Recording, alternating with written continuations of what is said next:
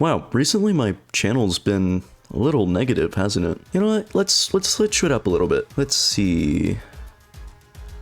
No, that's been done before. Oh hey, who's that guy?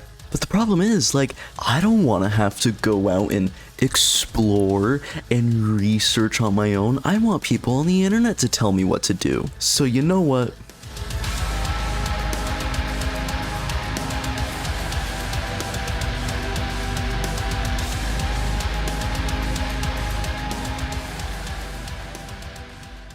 Now the first location we have are the Jellyshroom Caves. Here's the coordinates. I chose this location because you have this entrance literally right above it, and down there you have some thermal geysers for easy energy. It's not too far down, only about 200-ish meters. You might need a depth module for your Seamoth, but really that's all. I mean, this isn't a great biome to build in, but if you are going to build here, this is where I would recommend you go. And a completely different biome, we have the Floating Island. If you're here for the old Subnautica Live series, which is like 2 years ago now, you probably recognize this location, but if you're going to build on the Floating Island, this is definitely the best place to do it. You have a nice view, you have a decent amount of land to work with, and if you go down here, you have sort of an artificial moon pool to make, you know, getting your vehicles up here pretty easy. And, you know, if you wanted to, you could build an actual moon pool in here, that's what I did, but this is a nice spot. I mean, if you're building on land, it's not necessarily practical. Out of all the locations, this is definitely the best here. And similar to the Floating Island, we have the Mountain Island. I chose this location. I mean, I haven't actually built on the Mountain Island, I'll be honest, but out of all the locations, this one looked the best. Sure, you could build on flat ground, but if you're building, like I said, if you're building on land, you're not doing it for practicality. If you were building for practicality, you would build under the water. If you're building on land, you aren't caring about that. You're caring about how your base looks. And I think it certainly looks good here. You have this nice little pillar for a view, put an observatory there, you have a decent amount of land to work with. You know, you got these like natural little walkways back and forth, and it's cozy, it's nice. And next, we have the mountains, very close to our last base. I chose this location, you know, you've got a nice little flat area. It's pretty cool because you got this alien base. Not too many Leviathans, there's like one little Reaper way out there, but we're not worried about him. And for late game practicality, this honestly isn't bad. You're right next to the portal to get to the primary containment facility. You have plenty of room to build a nice big base. Honestly, I like this spot. I could see myself building here in survival. Next up, again right next to it, and you could probably guess where we are based on the color of the fog. We're in the bulb zone. Specifically,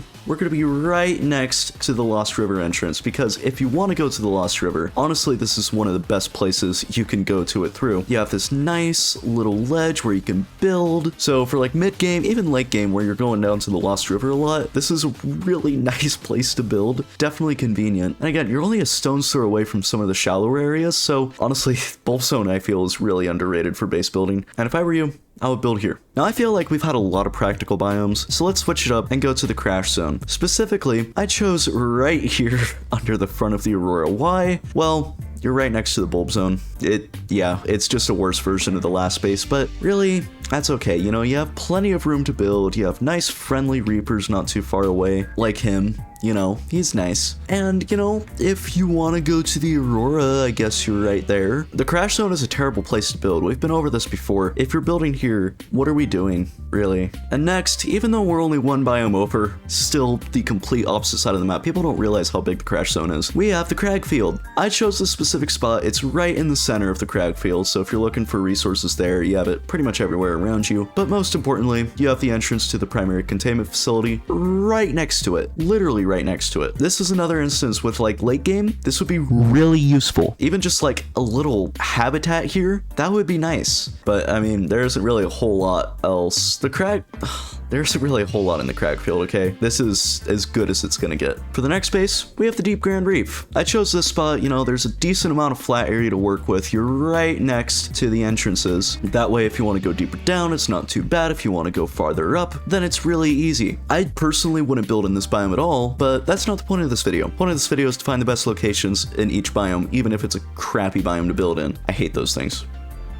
Next biome, which happens to be the actual Grand Reef, coincidentally about 5 meters above that last base. Again, you're right next to the entrance to the deep Grand Reef, easy access to the Lost River. This is far better than the last base because you actually are at the surface. If you're going down there, let's be honest, it's just for the Lost River. And the actual Grand Reef biome itself isn't too bad. There's some good resources. It's kinda in a good spot on the map. I wouldn't blame you if you built somewhere like this. And speaking of going to deeper biomes, we have the inactive lava zone. Specifically, we're actually going to be going inside of the lava castle. If you go through these caves here, this is where we're going to build our base. We have a nice open area. It's pretty well sheltered from the outside, but still close enough to the cave entrances. Yeah, I mean, it's a nice spot. You know, this honestly, like, there aren't really a whole lot of good spots to build in this biome. You have thermal energy though. You have more than enough thermal energy. And our next biome is going to be the Sea Treader's Path. Specifically, we're going to go in this big old cave right here. You know, this isn't exactly a feasible place to build a base, but it's definitely a cool one. I mean, you got these sea treaders here, which are pretty much constantly walking through this tunnel. And it's just, I don't know, big cave. There's so much flat ground to work with too if you want to build a really massive base. And there's a decent amount of resources around as well, especially with the sea treaders. You know, they're making some really, really important things. And yeah, it's not a bad place. The resources could be better, but really that's just a problem with this biome itself. And this is, in my opinion, the best place in this biome. And next, technically, the lava lakes. I know, technically, it's the primary containment facility. We're gonna call it the lava lakes. It's like the observatory. Technically, they put a separate biome in just so they can have different fog. Whatever. This is the lava lakes. Out there, there's no good place to build, so we're building in here. Really, you can build wherever. It's all the same.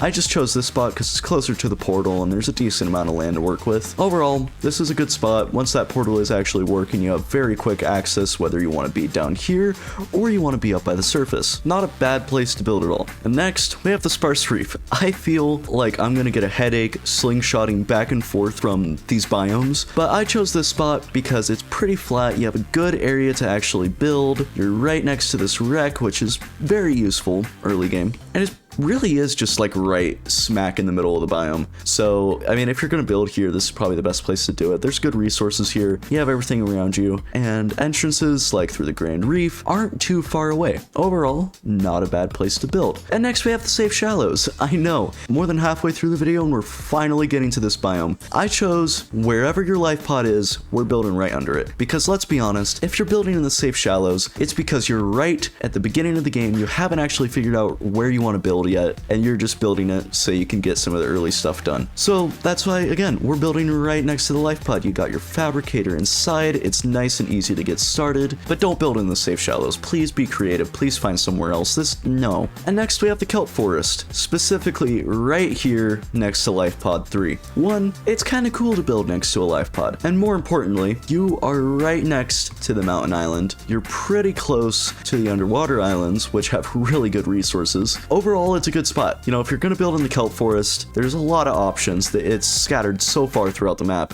Like, you could probably make arguments for other areas which have other benefits. In my opinion, with my playstyle, this is my favorite spot. And speaking of right next to the underwater islands, we have this biome. Again, those of you who have been with the channel for a while will not only recognize this base location and the layout of this space itself, but will also know that this is literally just my favorite place to build any survival base. It's in the perfect spot. You are right next to the mountain island, right next to the underwater islands for resources, in the Grassy Plateaus for, again, those beautiful, beautiful resources, and literally a stone's throw away from an entrance to the Lost River. Does it get better than this? No. This is the best place you could build, objectively, not just in this biome, but in the entire game. Next, we have the dunes. You will know that I do not like this biome, and I will never like this biome. So, we're building technically in the dunes. We're technically in the dunes, right? Right. We're gonna say that we are. But anyway, it's right next to the mushroom forest, right next to the blood kelp. It's in a good high up spot. There's even a time capsule here. Ooh. You're far away from from all the reapers. Don't build here, please. Don't build in the dunes ever. Now, I've talked a big game about the underwater islands, so let's see the actual biome. Personally, I wouldn't build here, but again, that's not what this video is about. So in my opinion, this is the best place to build. You're right next to a wreck, you're right in the middle of the biome for all the resources. Again, really the only upside of this biome is those resources, because the bone sharks alone are terrible. But hey, I mean, at least there's a decent amount of land to build on. I chose this spot just, again, it's right in the middle. Lost River entrance is over there. We've been over this a million times. Next, we have the mushroom forest. Specifically, I chose the southeastern mushroom forest because you have this wonderful little area between these trees to build in. You're next to the aurora, you're next to the bulb zone, you're not even too far away from the grassy plateaus. It's a good spot right in the middle, and obviously the mushroom forest is just a nice biome. I mean, please, I like it. And next, we have the Blood Kelp Zone. Specifically this spot right here. You're right above the entrance to the Lost River. It's a nice little cave to build in. Sure, there's a lot of creatures around you, but if you're building in this biome, I don't think you really care too much about that. It's decently far away from the Ghost Leviathan. You shouldn't really run into it too much. It's a wonderful... Can we just talk about this view that you're getting out of the observatory? Wow, that's nice. And again, literally right there. Right there is the entrance to the Lost River. If it weren't for the fact that you have these ampeals, elsewhere you have crab squids, I would build here basically every single time. Also, warpers are everywhere here. It's, yeah, just the creatures in this biome bring it down so much, but if you are going to build here, this is where you should build. And finally, for the last biome, we have the Lost River. Specifically, around the Ghost Tree, you have so many nice flat plateaus to build on. There's a good amount of resources here. It's right in the transition zone from the Lost River to the lava zone. I've gone out of my way before to build bases down here just as stop-off points. It's so nice, this area. Also, it looks so cool. Like, come on.